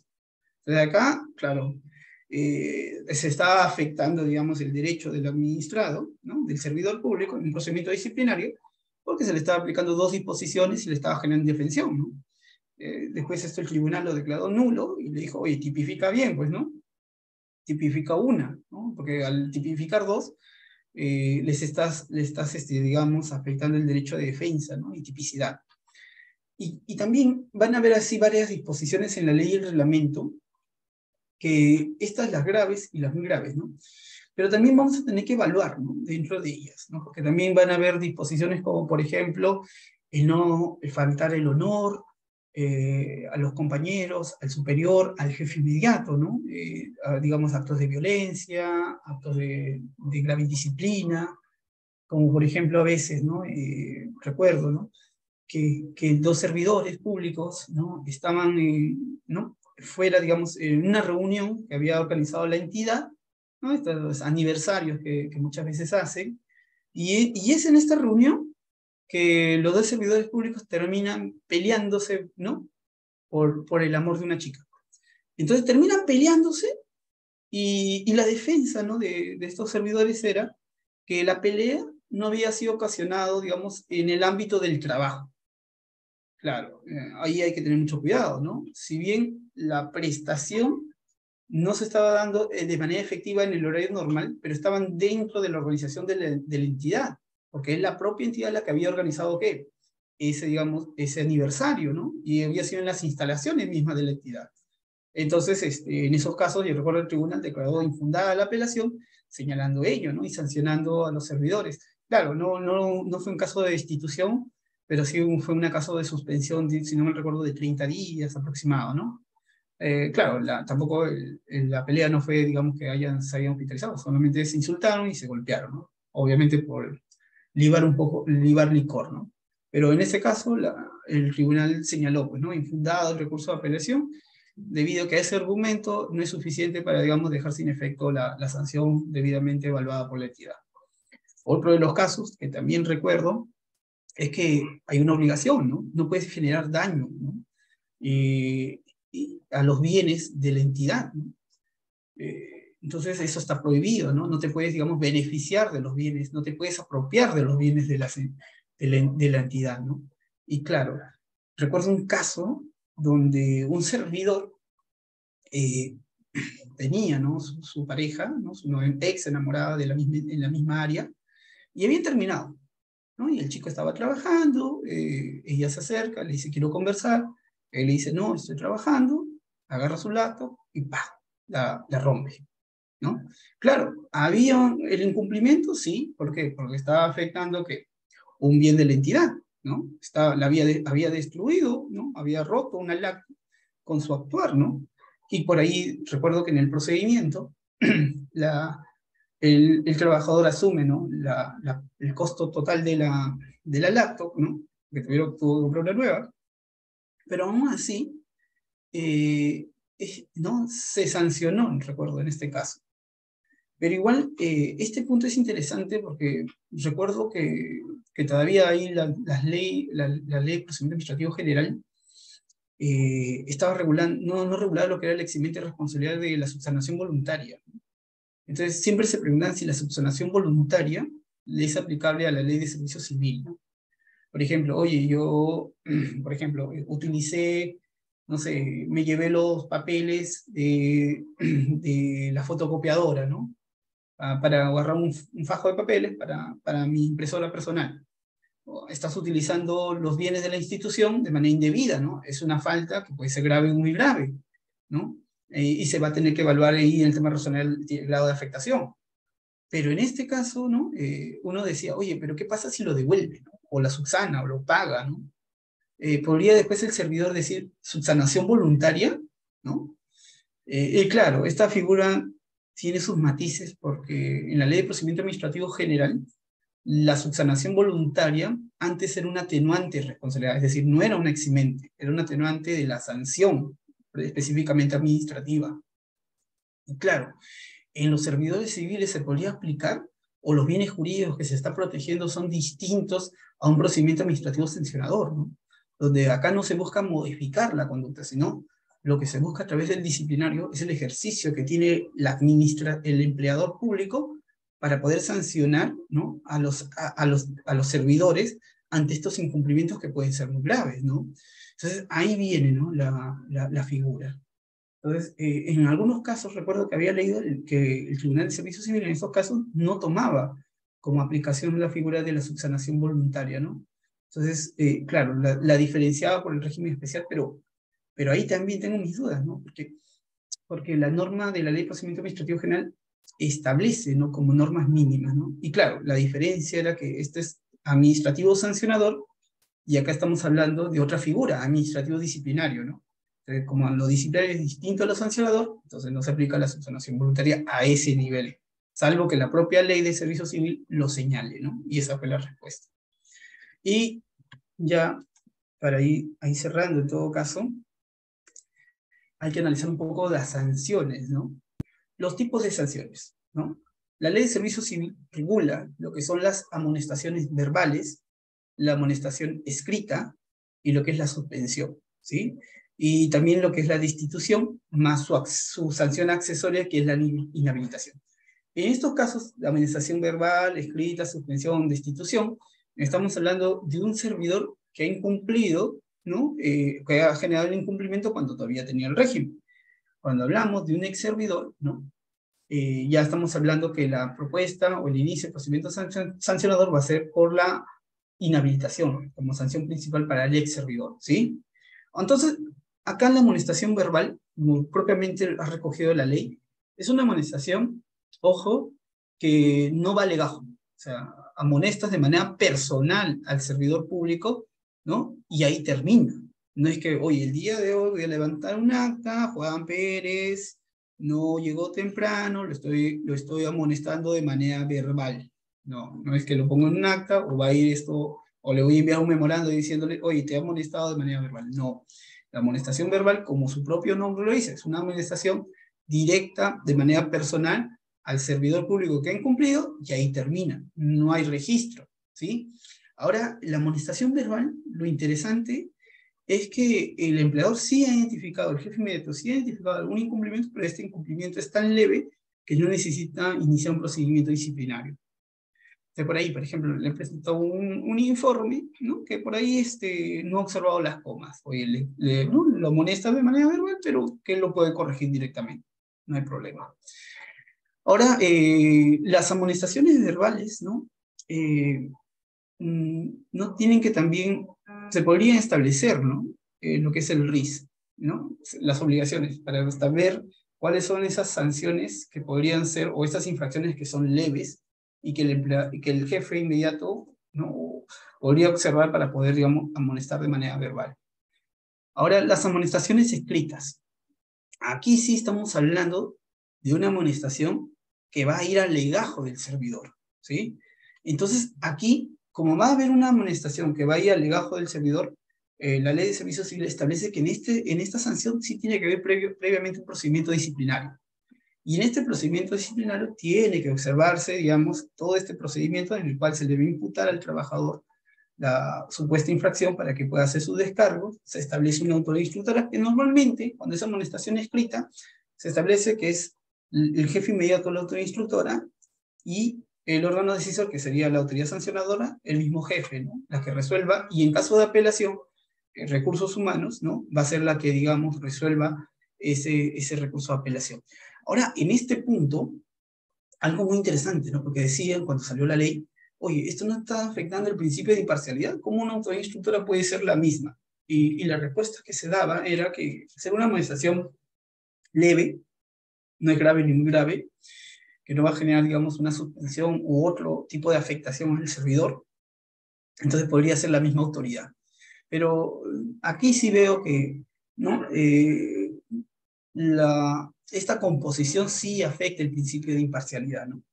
Y lo más idóneo hubiera sido que hubiera sido otro, ¿no?, otro servidor, en todo caso recursos humanos, el que resuelva, con el objeto de establecer, ¿no?, una segunda autoridad que pueda ser el órgano que decida, no la misma persona que, digamos, es jefe inmediato del trabajador, ¿no? Creo que aquí sí se podría reformar y buscar, ¿no?, que el órgano decisor sea otra autoridad. Y no argumentar, en todo caso, que por ser una amonestación de menor lesividad, como la suspensión o la destitución, que pueda ser la misma autoridad. Ahora, acá también hay que diferenciar, ¿no? La amonestación escrita muchas veces siempre consulta, ¿no? Yo me he amonestado de manera escrita. ¿Cuánto tiene que pasar para que la puedan sacar del legajo? La respuesta es que no la sacan del legajo. La ley de servicio civil, ni su reglamento, ni las directivas han señalado que la amonestación escrita en determinado tiempo tiene que eliminarse del legajo. Entonces la respuesta que normalmente se da es que es permanente, o sea, se va a quedar en el legajo. Ahora, aquí viene, ¿no? La única forma de poder, digamos, que la amonestación escrita salga del legajo del servidor público es que la amonestación sea apelada, pero normalmente la apelación la va a resolver la misma entidad. Entonces ahí viene un tema, ¿no? Porque ¿qué tan beneficioso va a ser para el servidor irse a la tutela jurisdiccional solo por una amonestación escrita? Entonces, yo creo que sí hubiera sido muy interesante, ¿no? Pero también acá viene un tema, ¿no? Que el Tribunal de Servicio Civil se llenaría de casos, ¿no?, con amonestaciones escritas. Pero también la tutela judicial efectiva que busca el servidor ante una amonestación escrita que en verdad no debió haber sido como amonestación escrita, que a veces la administración lo hace o termina como amonestación escrita con el objeto de decir, oye, por si acaso la investigación vino de un informe de control y tengo que terminar haciendo algo, ¿no? Y termina siempre con amonestación escrita.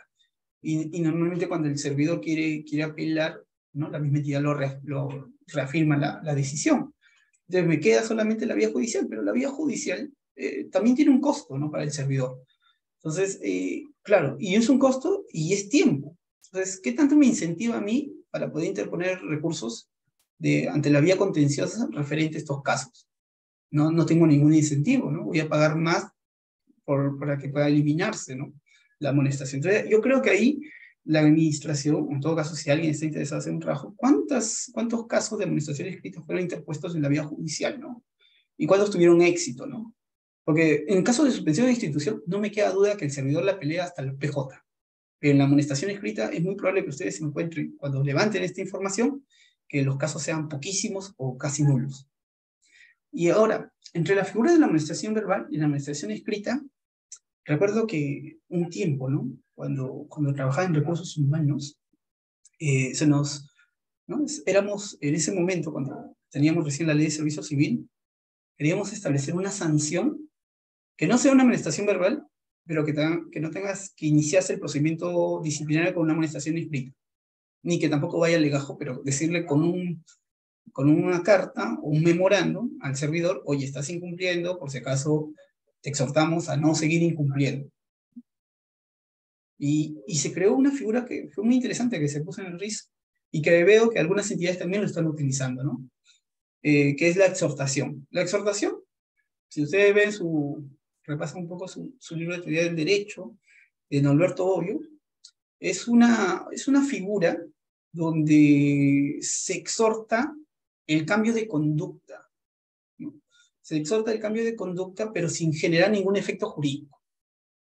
Yo recuerdo cuando leí esto de Bobbio, en teoría del derecho, ¿no? ¿Y por qué no exhortamos, no? O sea, como una medida de gestión un poco más fuerte que la amonestación verbal, pero sin disciplinario. Y adicionalmente a esa medida, la señalas, ¿no?, que en el mismo documento le señalas, por si acaso, esto no es ningún tipo de amonestación, ni tampoco vaya a tu legajo, pero se lo mandas por correo o ¿no?, digamos, por el sistema al servidor, ¿no? Claro, el servidor dice, oye, me están haciendo disciplinario, ¿no? Pero no va al legajo, nada, pero es una forma intermedia de decirle, oye, corrige tu conducta, ¿no? Porque en la próxima sí te voy a hacer un disciplinario, ¿no? Porque también el disciplinario también es tiempo, ¿no? Tienes que investigar, tienes que después iniciar con la autoridad instructora. Muchas veces la instructora o la sancionadora no manejan estos temas disciplinarios, entonces se vuelve tedioso, ¿no? Imagínense para un ingeniero llevar todo, ¿no?, que está como un cargo responsable o jefe, que tengan que llevar estos temas, ¿no? Un administrador. O sea, muchas veces va a hacer lo que le diga el secretario técnico, porque el secretario técnico, que es la autoridad que hace la investigación y que va a acompañar a estas autoridades, ¿no?, en todo el procedimiento, ¿no?, con el soporte. Entonces ahí también, pero es la decisión de ellos, ¿no? Ahí también ver, ¿no?, una medida de gestión intermedia, ¿no? Me pareció interesante porque esta figura después pasó, recuerdo, a ser revisada en una vía, no sé si judicial, no recuerdo muy bien, y le dieron la razón a la entidad, ¿no?, que no había ningún efecto jurídico y por lo tanto no era una sanción como tal, pero fue una figura intermedia, ¿no? Después de ahí, en algunos RIS que estaba revisando, había visto esa figura que me pareció muy interesante, ¿no? Otra figura que tenemos es la suspensión. En el caso de la suspensión, ya estamos hablando que la ley de servicio civil, ¿no?, regula esta figura para faltas graves o muy graves, ¿sí? Y la suspensión puede ir de un día hasta un año, ¿sí? Y claro, en el caso de la suspensión, ojo, ya estamos hablando que no se va a extinguir, no va a haber una destitución, pero sí al servidor público, ¿no?, se le va a dejar sin efecto, digamos, sin prestación por determinados días, ¿no? Y claro, este procedimiento, esta sanción previo a procedimiento disciplinario. En estos casos de suspensión, sí es competente el Tribunal de Servicio Civil para poder, digamos, como segunda instancia, observar ello, ¿sí? El Tribunal de Servicio Civil, ante una sanción por suspensión, pongamos un mes, 2 meses o 3, puede ser competente y lo puede, digamos, resolver como segunda instancia. Ahora, después finalmente tenemos a la destitución. Acá ya estamos hablando de las faltas muy graves, ¿no? Adicionalmente a toda destitución le va la sanción accesoria, que es la inhabilitación del servidor por 5 años. O sea, no hay una destitución sin inhabilitación, van de la mano, ¿sí? Entonces, acá el servidor ha cometido una falta muy grave, ojo, pero a la par, antes del inicio de procedimiento disciplinario, el secretario técnico le puede pedir a recursos humanos una medida, digamos, cautelar. Es decir, oye, yo estoy investigando y veo acá graves indicios, ¿no?, que más adelante van a iniciar disciplinario, que me permiten ver una falta muy grave y que pueden ir afectando algunos intereses que la institución protege, ¿no? Por ejemplo, ¿no?, por ahí que observo que hay ¿no?, que puede ser también un tema penal, ¿no? Pero y puedo pedir como secretario técnico a recursos humanos que emite una medida cautelar, ¿no?, que sea la suspensión con goce para el servidor, ¿no?, hasta que termine el procedimiento. Pero claro, esta suspensión que se hace antes del inicio del disciplinario, ojo, tiene que ir de la mano con el inicio del disciplinario. No es que le doy la suspensión antes del disciplinario y después de 1, 2 o 3 meses recién lo inicio, no. Tiene que ser inmediato, ¿no? Ahora, después cuando se inicia el disciplinario, la autoridad instructora es la que decide la medida cautelar, que pueden ser 2 tipos de medida cautelar. Una es la suspensión con goce, ¿no?, la licencia con goce, para que pueda ejercer su defensa, ¿no?, ya sin el vínculo, porque se está determinando que es una cuestión muy grave y por lo tanto esta medida cautelar tiene como sustento, digamos, proteger ciertos bienes de la entidad. O también puede haber otro tipo de medida cautelar, ¿no?, que es el traslado del servidor. Es decir, se le traslada, se le pone, digamos, a disposición de recursos humanos y ya recursos humanos va a establecer qué funciones va a realizar, ¿no? Entonces, este tipo de medidas cautelares se puede hacer antes del procedimiento o en el procedimiento. Si es antes del procedimiento, quien emite es recursos humanos de la entidad, y si es si es iniciado el procedimiento, la autoridad instructora es la que emite la medida cautelar. Ahora, esta destitución, cuando termina, también quien puede ser, digamos, el órgano de segunda instancia que puede ver, el Tribunal de Servicio Civil, ¿sí? Ellos pueden ver como segunda instancia, ¿no?, y resolver estos casos. Ahora, también hay un procedimiento especial, cuando les decía, cuando es ex servidor y el incumplimiento, algún tipo de incumplimiento es bajo el amparo del 260 del TUDE de la Ley de Procedimiento Administrativo General. En este caso no va a haber amonestación, suspensión o destitución, ¿no?, sino va a ser la inhabilitación del servidor como sanción principal. Y claro, ¿no?, acá también la inhabilitación es por 5 años, tanto en la destitución como en la inhabilitación del ex servidor, ¿no?, en caso de incumplir alguno de estos supuestos. Y ya con eso, ¿no?, lo que quería decirles también, ya para ir cerrando, que las autoridades de procedimiento sancionador son, ¿no?, el secretario técnico. El secretario técnico, pongamos así, es el responsable de investigar las denuncias presentadas por presuntos incumplimientos de los servidores públicos, que pueden ser por terceros, o pueden ser por los mismos jefes, ¿no?, del trabajador, o alguien, ¿no?, un servidor que ve algún hecho, ¿no?, grave de incumplimiento, y se activa lo que es la Secretaría Técnica, y la Secretaría Técnica tiene que hacer la investigación, tiene que solicitar información, tiene que hacer, digamos, por ahí diligencias, con el objeto de poder observar, ¿no?, si hay o no incumplimiento. Entonces, una vez terminado todo ello, el secretario técnico, ¿no?, a través de su equipo, emite un informe, ¿no? Y este informe puede ser dos cosas: dar inicio al procedimiento disciplinario, o simplemente archivarlo porque no han habido medios en los cuales suficientes o indicios suficientes para iniciar un procedimiento disciplinario, ¿no? Entonces, esto también es interesante, porque en esos casos, si vienen por denuncia, en estas etapas siempre se le informa al denunciante, pero ojo, el denunciante no es parte del procedimiento disciplinario. Él coadyuva a que se le informe a la administración que ha habido un grave incumplimiento. Incluso el secretario técnico, dentro de su facultad, digamos, de investigar, le puede solicitar información complementaria o adicional al denunciante para poder seguir investigando, porque puede ser que el denunciante tenga mayor información para que ellos, digamos, puedan, digamos, articular por dónde va la investigación específicamente. Ahora, acá también hay algo muy interesante, ¿no? Que si ustedes analizan también en la administración, si el secretario técnico es el que va a investigar, el que va a oficiar los inicios de disciplinario a los servidores de la entidad, es muy probable que las entidades no le doten, digamos, de personal no suficiente para que pueda realizar esa función. Entonces ahí sí sería interesante, ¿no?, que Servir establezca, ¿no?, digamos, ciertos parámetros de mínimos de servidores, ¿no?, que tenga que tener una secretaría técnica de acuerdo, digamos, al número de servidores que tiene la entidad, o número de casos, ¿no? ¿Por qué lo digo? Porque ustedes van a encontrar entidades, ¿no?, que son muy grandes, que tienen más de 4.000, 5.000 servidores, o más incluso, y que sí no tienen un secretario técnico que está haciendo las veces, ¿no?, a las funciones que realiza, y adicionalmente tiene un servidor, ¿no?, un CAS por ahí y un practicante, no más.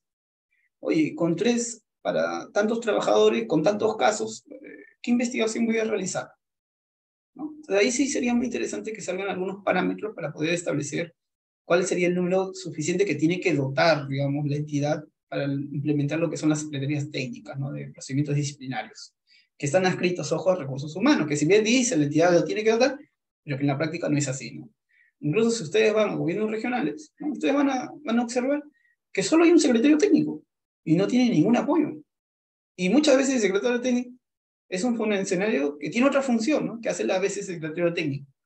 Y claro, así los procedimientos disciplinarios no van a llevar al buen rumbo, ¿no? Entonces, y es importante esto, ¿no?, porque el procedimiento disciplinario, como un sistema, ¿no?, de implementación de gestión de recursos humanos, tiene por objeto, ¿no?, corregir estas conductas con, digamos, con sanciones ejemplares, ¿no? Porque ¿qué pasa si un servidor incumple? Su compañero dice: oye, ya estoy cumpliendo, ¿no? Retrasa en presentar sus solicitudes, retrasa en presentar sus órdenes, retrasa en presentar sus informes. Pero no pasa nada, tú tranquilo, ¿no? Acá nadie va a sancionarte. Claro, que va a buscar la administración de eficiencia si no tienes un sistema que te permita, digamos, sancionar estos actos, ¿no? Aunque sea por amonestación escrita, ¿no? Eficiente y rápida, ¿no? Entonces, claro, entonces ahí se ve, pues, ¿no?, que no está, digamos, en algunas situaciones implementados, y esto puede generar más adelante, ¿no?, que no se corrija estas conductas, ¿no? Y conductas que pueden ser incluso reiteradas, ¿no?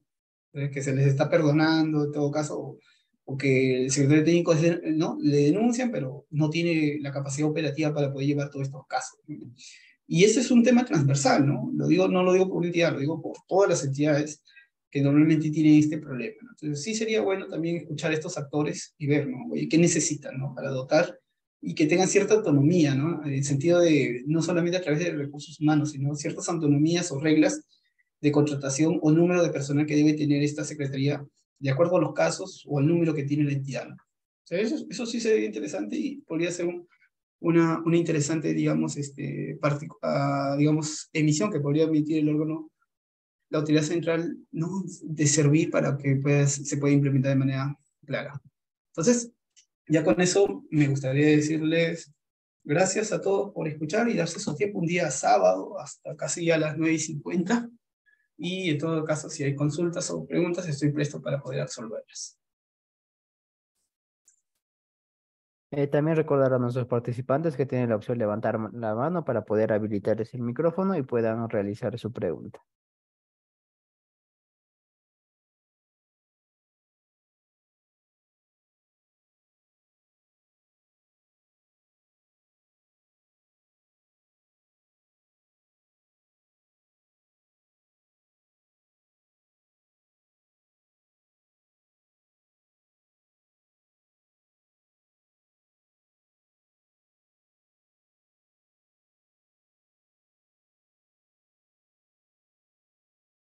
Bueno, acá en el chat tenemos algunas preguntas que han estado dejando.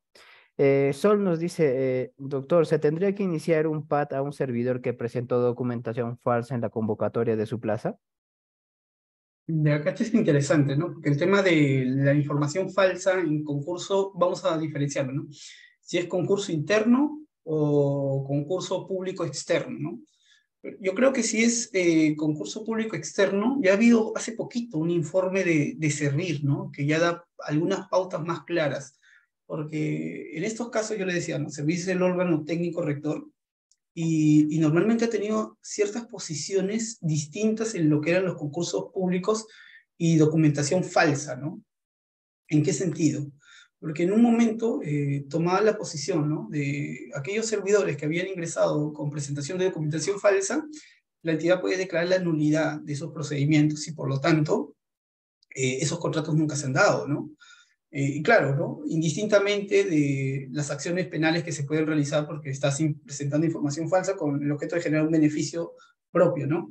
Después esta figura lo tomaron como una infracción continuada y se señalaba que sí se podía iniciar disciplinario, o sea, en estos casos, para sancionar al servidor que se benefició en los concursos públicos externos para regresar a una plaza, tenías que iniciar un disciplinario, pero las normas que tenías que utilizar no eran las normas de la Ley de Servicio Civil, sino las normas del Código de Ética. Me había olvidado decirles que cuando la Ley de Servicio Civil establece tanto, ¿no?, infracciones graves como muy graves, también como su reglamento, cuando no hay una disposición como tal que es grave o muy grave, ojo, y se aplica de manera residual el Código de Ética. Ojo, si hay una infracción que la administración observa que esto puede ser muy grave, pero no está tipificado ni en la ley, ni en el reglamento, ni en una ley transversal, entonces ahí la administración lo que tiene que aplicar es el código de ética y señalar cuáles han sido los principios o obligaciones que se han afectado.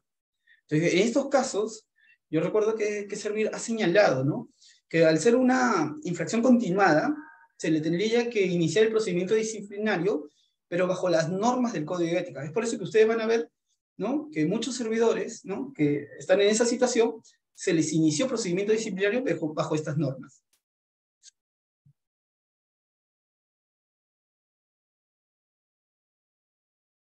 Acá hay otra pregunta, nos dice, un servidor fue cesado y no hizo entrega de cargo. ¿Procede a aperturar un PAT? Actualmente ya no tiene vínculo con la entidad. Bueno, en este caso, si es la entrega de cargo, ¿no? La entrega de cargo normalmente se regula hasta antes de extinguir el contrato. Entonces, es un incumplimiento todavía cuando he sido servidor, ¿sí?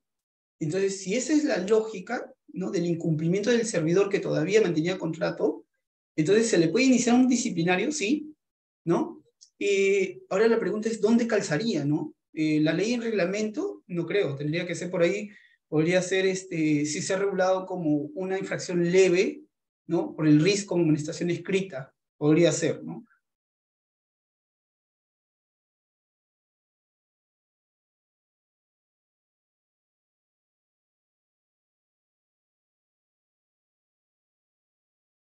Bueno, doctor, al parecer esas son todas las preguntas que nos han dejado los participantes. Y bueno, pues entonces con esto estaríamos dando por finalizada la sesión del día de hoy. Y sin antes, pues agradecerle por su presencia y la disertación del presente tema, siempre esperando que la clase haya sido del agrado de todos nuestros participantes. Muchas gracias, doctor. Muy buenas noches. Muchas gracias a todos y a todas, y ya nos estamos viendo en una nueva oportunidad. Gracias.